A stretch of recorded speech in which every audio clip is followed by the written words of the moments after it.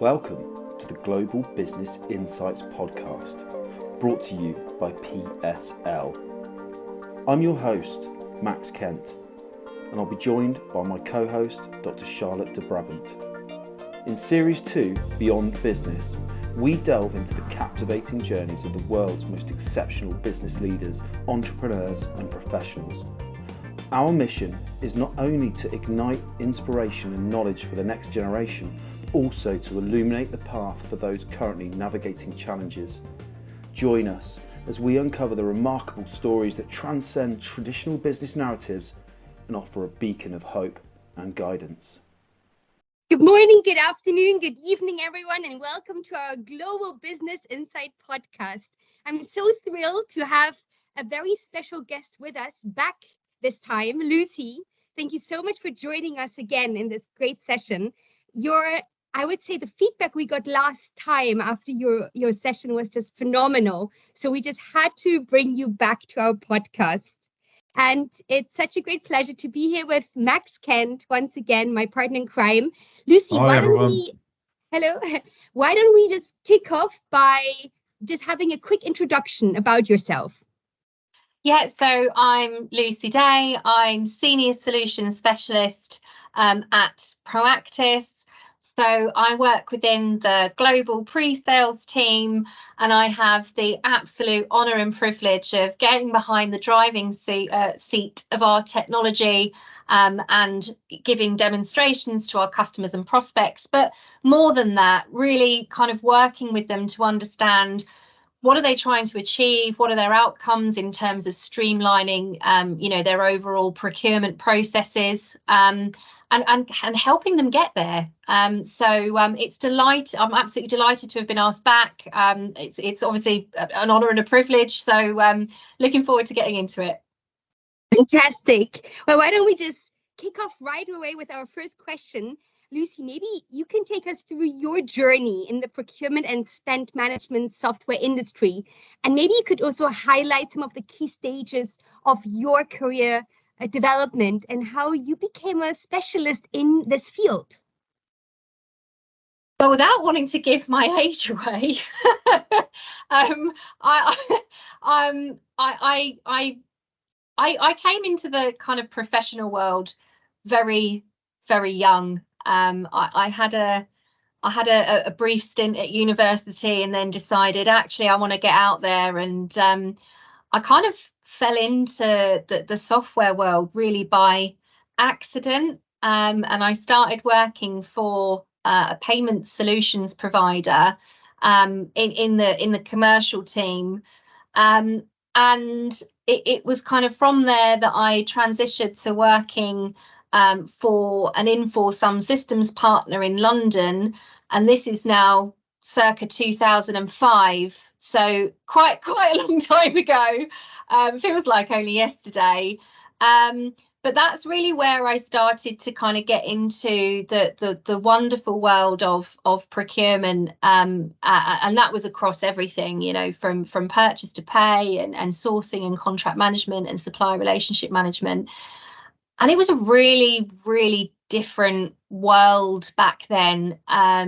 Procurement was very centralized. You wouldn't have the notion of people going out and raising purchase requests for what they wanted would just horrify people back then. It was very much something that was still very centralized and restricted within a certain group of people, more often than not within finance, and very manual, very, very manual.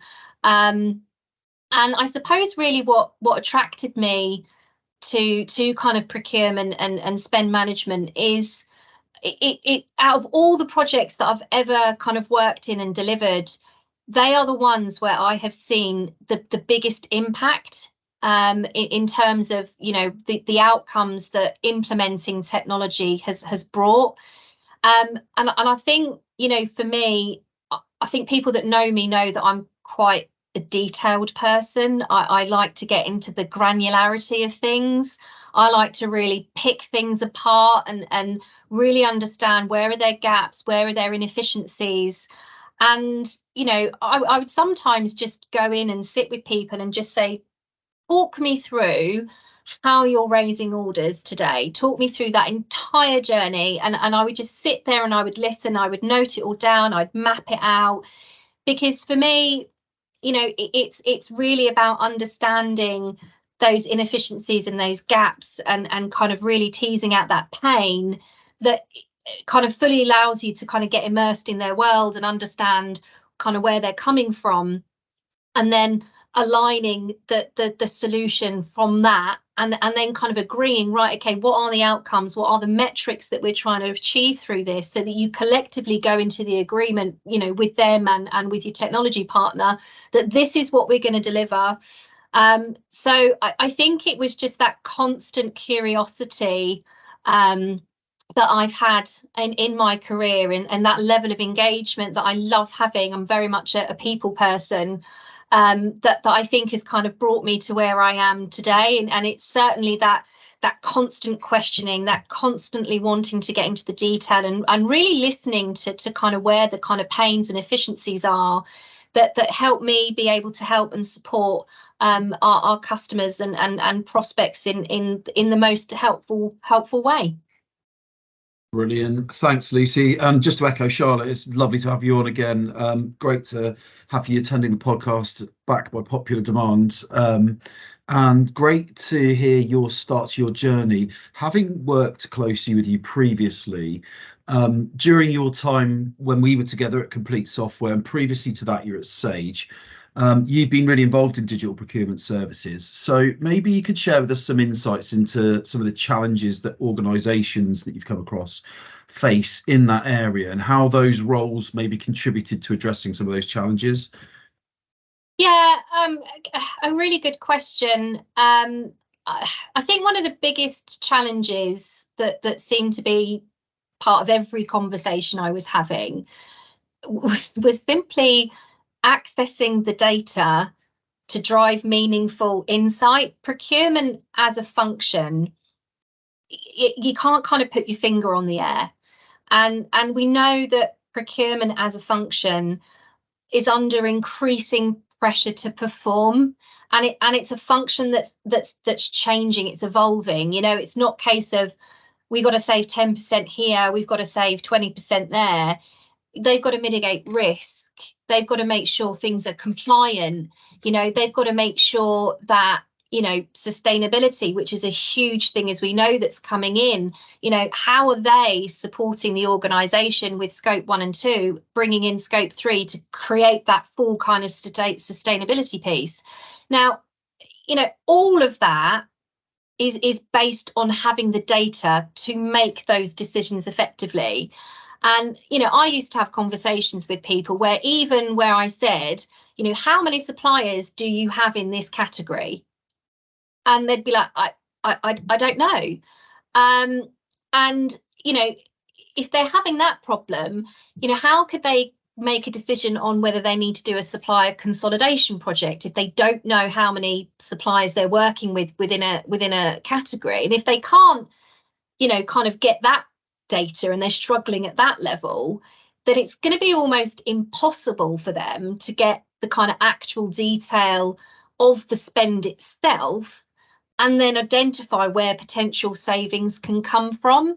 So I think just being able to get access to the data is certainly a challenge, and we see that, you know, all the time. There's, you know, manual processes in play, there's things on spreadsheets, there's data in silos, that all compounds the problem.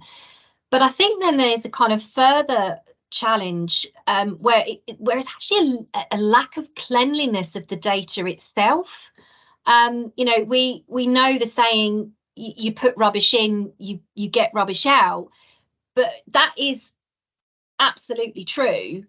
And certainly for me, in the roles that I have and had, it was really important to understand, how is that data being managed, how accurate is it, and actually work with them to get to a point where it was accurate and it could be used for reporting. Because the worst thing in the world, you know, as someone, you know, trying to help someone achieve outputs, is giving them a bit of a bum steer, and the data not needing to give the insight that it needed to.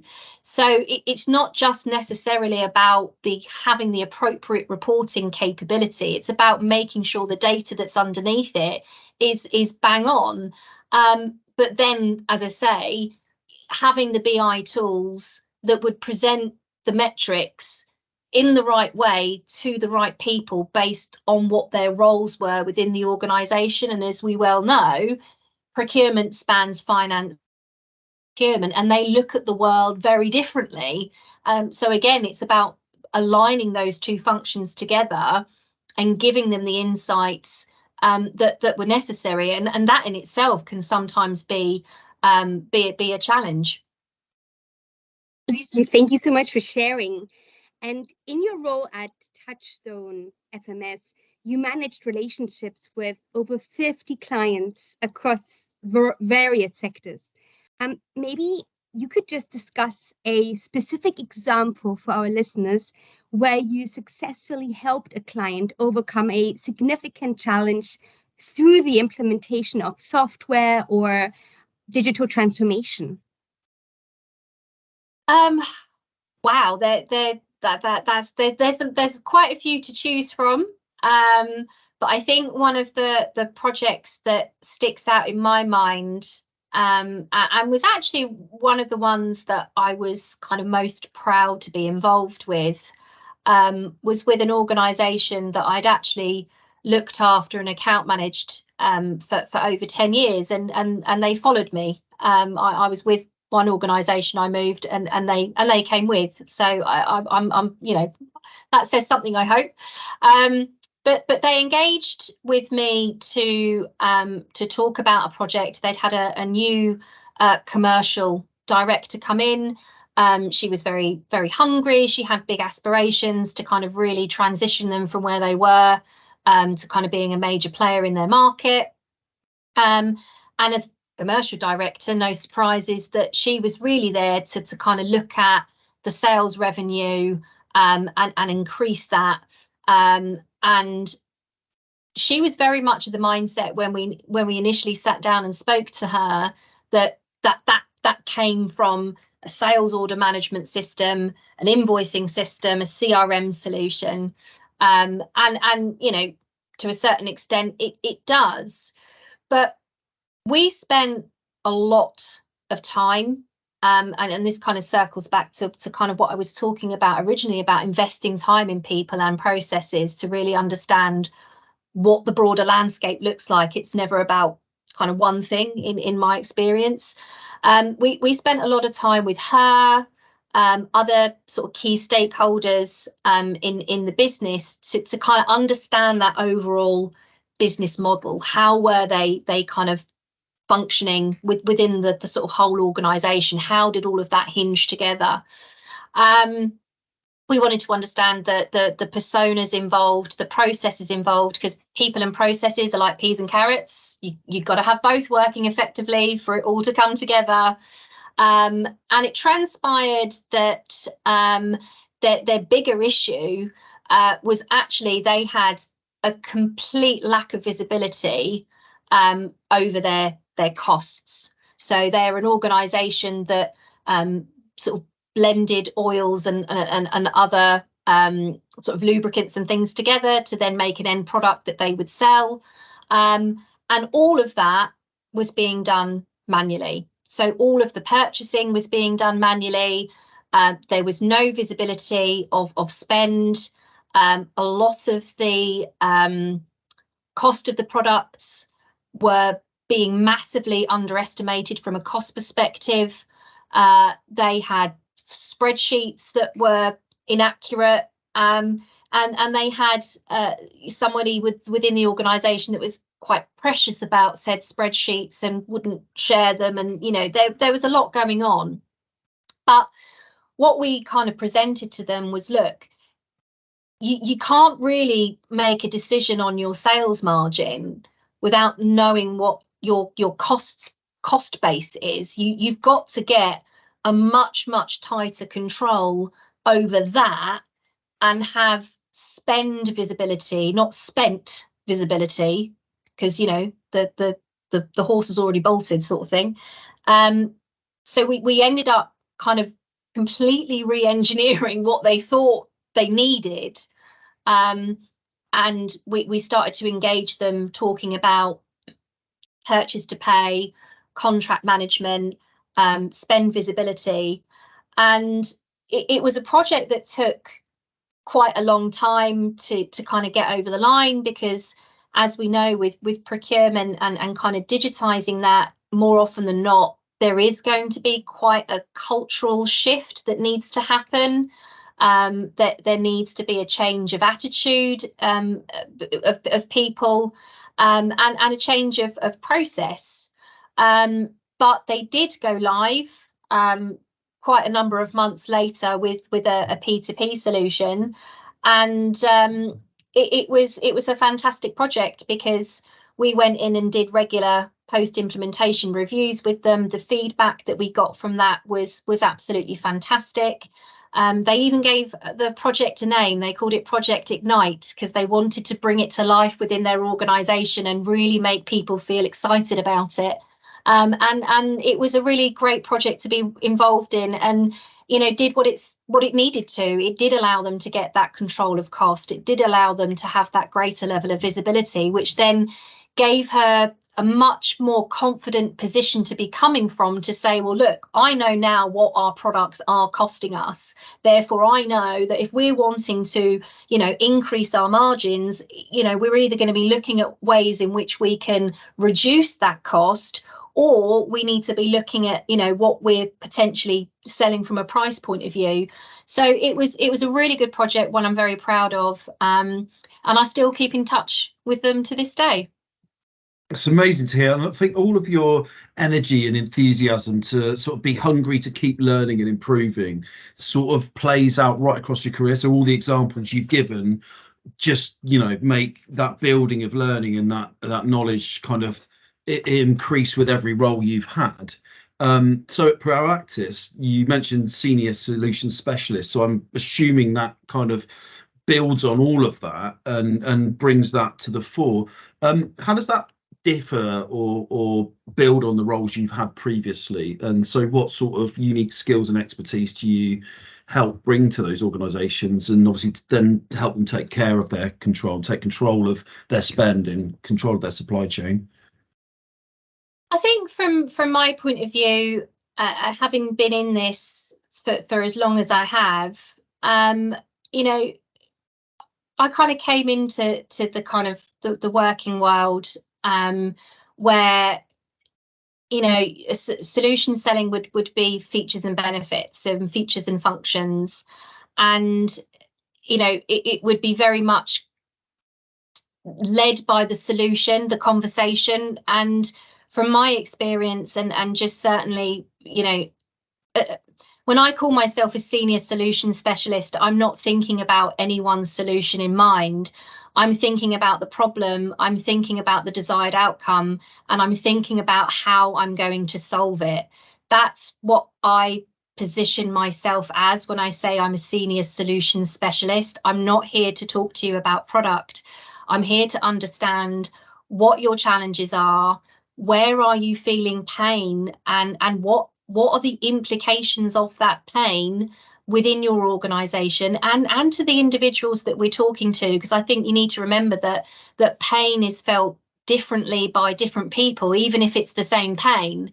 So it's very much about understanding all of that, and the desired outputs, and kind of talking through how technology can support getting there, and sometimes that can be a conversation where actually you kind of got to think, well, yeah, you're doing it this way at the moment, but actually, from my experience and having worked with these organizations very similar to you, that's actually not the way that we would recommend doing it. And using the years of experience that myself and my colleagues at Proactis have, to really kind of talk to what good looks like. And that isn't ever from a functional perspective within our software. It comes from a process perspective, and then aligning the metrics to that. It's all very well and good saying, oh, we've been in the market for this many years and we do this, this and this. But, what we have within Proactis is a significant footprint and a customer base where we can actually talk to the metrics of what we've delivered. This is the outcomes that we achieved for these very similar clients to yourself. So from our point of view, it's very much about understanding the pain, understanding where the challenges are, where are you trying to get to, what are the outcomes that you're trying to achieve, and then aligning the solution. A conversation about digital transformation should never be technology-led. It should be outcome-led. What is it that by doing this we're trying to achieve? And then how can we use technology to support us being able to achieve that? Lucy, I could not agree more with you, especially with your last statement. Your experience spans several companies and roles within software and the whole technology industry. How have you seen the whole landscape of procurement and spend management evolve over the years? And what emerging trends do you believe will actually shape the industry in the next coming years? I mean, there's certainly been a lot of change. I alluded to that initially, where I'd go in and I'd be having a conversation about procurement with finance, which was always quite interesting. And I think the expectation now of procurement has changed. I think the expectation of what people can do within their businesses has changed. So I think way back when, it was all about control, wasn't it? And it still is, but now it's more, we want to be able to give everyone within the organization the ability to buy things, but we want to do that in the most optimized way possible. So how can we have a platform that's really going to drive that user adoption, and make things as easy for that buyer, but has the rigidity within the system to maintain the control, but do so subtly that the buyer never knows anything about it. And it's really become that balance of between efficiency and control. And I've certainly seen historically there was always an imbalance where control would come first, and then you'd kind of look at the metrics of when the system had gone live, and several months later why there were loads of retrospective orders being raised. Well, quelle surprise, go and have a look at how people engage with the system. If it's not optimized, if it's not easy, if it's not familiar, they're going to step outside of that process. So I've certainly seen in recent years the whole kind of guided buying experience be very much front and center of procurement, mindset and finance mindset. Let's see how the end user is going to engage with this system first, because if we don't get that right, we've got a problem, because people are just going to carry on doing things outside of the system, which we can't have. So, the whole kind of online buying experience about giving information to create a cost consciousness within the organization. I want my users to have the information to make an informed buying decision, and I don't want to be bringing procurement in every time. If there's a sourcing exercise to do for a more sophisticated procurement, or it's regulated and it's got to go through a certain process, by all means, but day to day we should have a system that allows people to get the things quickly and easily that they need, and gives them the information to help them make a decision within the system. So that's certainly been a big change. I think also as well, I think another thing, as we mentioned before, is just harnessing the data and being able to have a robust reporting engine over the top of the solution, which allows you to get access to that, to start making those really important decisions. And without that data and it presented in such a way it gives the insights, it's very, very difficult to kind of do that. I think the other thing I've certainly seen that seems to be kicking in is AI. You know, we've seen artificial intelligence coming into the kind of working world. I mean, we use it in our personal lives, whether or not we know it. I mean, when you go on to Netflix, as an example, when you have all of the suggested for you, that's an AI engine doing that. So it really is coming into the world, and we're seeing more and more from it, you know, within the procurement and spend management space. You know, predictive coding is something that we're starting to see. You know, people are asking more questions about how can we leverage artificial intelligence to actually reduce the burden of doing coding, you know, making sure that, you know, we have some kind of automation there that guides us. It's never going to replace the human being. It's about having a co-worker help you.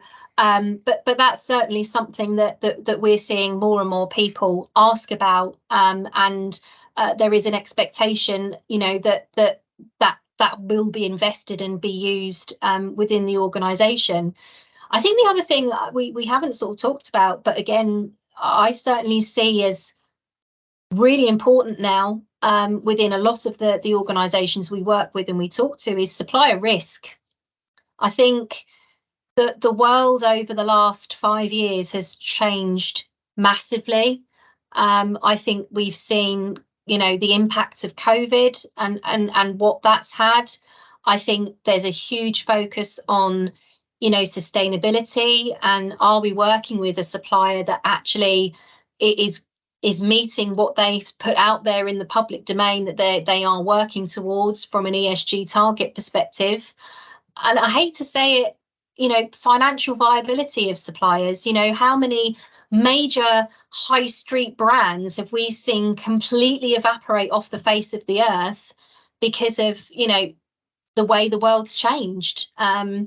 So supplier risk is something that seems to be very front and center of people's minds at the moment, because, you know, the impact of working with a supplier that's not ethical, or the impact of working with a supplier who's critical to your business, who goes bankrupt the following day, could be significant. So, you know, having the ability to get that insight into suppliers, and again, have that data to really make a decision. Is this supplier the right one for us to be working with? Are they right for us? Are they safe? That seems to be something that certainly back in when I first started working this, it wasn't given necessarily as much time and attention as it should be, but it's very much seems to be very much front and center of what we're talking about. I think you're absolutely right there. And supplier risk, supplier onboarding, supplier management has all kind of got much more popular over the last 3-4 years for all the reasons you've detailed there. And I think what the sea change will be is that the companies that realizing that they're being profiled on that risk and then losing business as a result, which will really kind of force that change, where businesses start to make decisions on who they buy from because of that visibility of that data, that kind of 360 view of that person, that business they're buying from.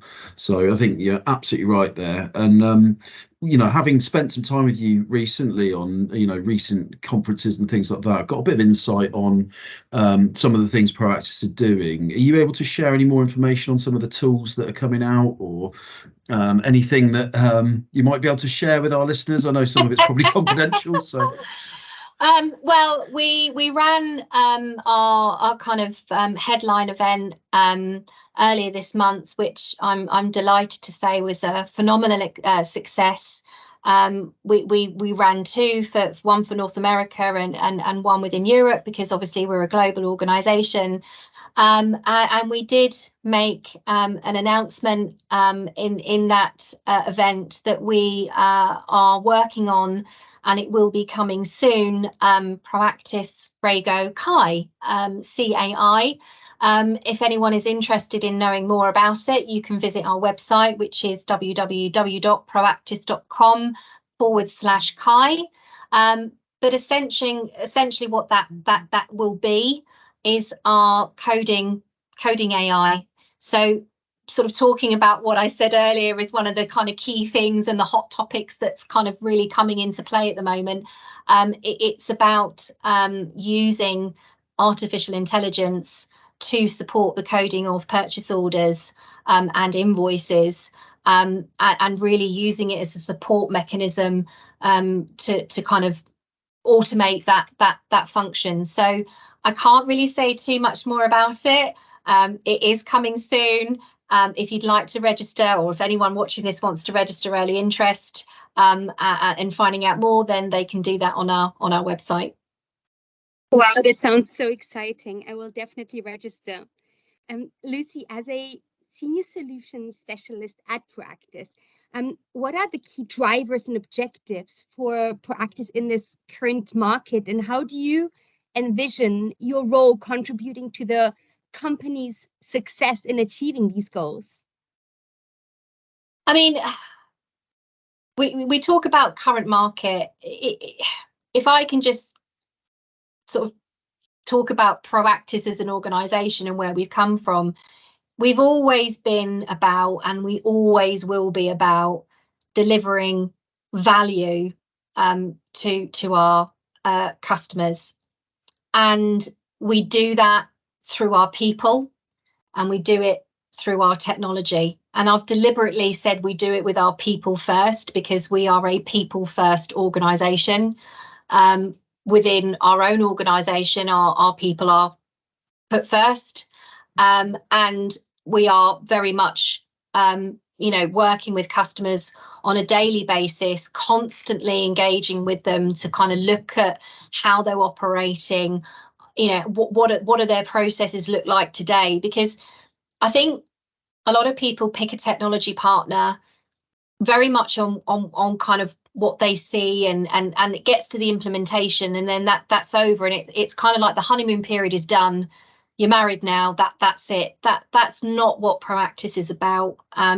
We've never been about that. It's very much about the constant re-engagement, as I say, with our customers, and we've worked really hard to instill a customer success team that does that, and works with our clients on a daily basis. And in terms of my role, I support that really by supporting them, and having those conversations with our clients, and accepting that technology never stops moving forward, even our own. Businesses change all of the time. New people come in, acquisitions are made, processes change. So even with the clients that we have, it's about making sure that they are still getting the value from our technology. It's about making sure that we understand what their outputs are, and if those outputs have changed, then we work with them to adapt our technology to ensure that they meet the new outputs that are necessary. And I think when I look at some of the accreditations that we have, and some of the things that we're really proud of as an organisation, we have a 96 customer retention rate, which in the SaaS market is phenomenal and virtually unheard of. Our longest service client has been with us for 26 years. And again, that's virtually unheard of. But the reason why we do that is, as I say, we're engaging, and we're more about understanding our customers, their processes, their outputs, and their people first, and then aligning the technology accordingly. That's how we operated years ago. It's how we will always operate going into the future, because I think a lot of people think technology moves fast and therefore you need to hop beds. You don't. You just need to find the right technology partner to work with that's going to constantly invest in you, your people, and align their technology to your outcomes. Absolutely. And like the saying goes, right? You tell technology what to do, and don't let technology rule you. 100%. 100%. Lucy, it was such a great pleasure. Apart from Alexa, maybe. You tell Alexa what to do. Alexa never listens to me. No, or me. But Lucy, it was so much fun to have you with us here once again, and thank you very much for your time, and thank you for our listeners once again for tuning back in. It's always so much fun to be discussing these future-oriented topics together. Absolutely. Thanks again, Lucy. Pleasure to have you on. No problem at all. Thank you so much. As I said, it's an honour and a privilege to have been asked, and greatly appreciated. Thanks.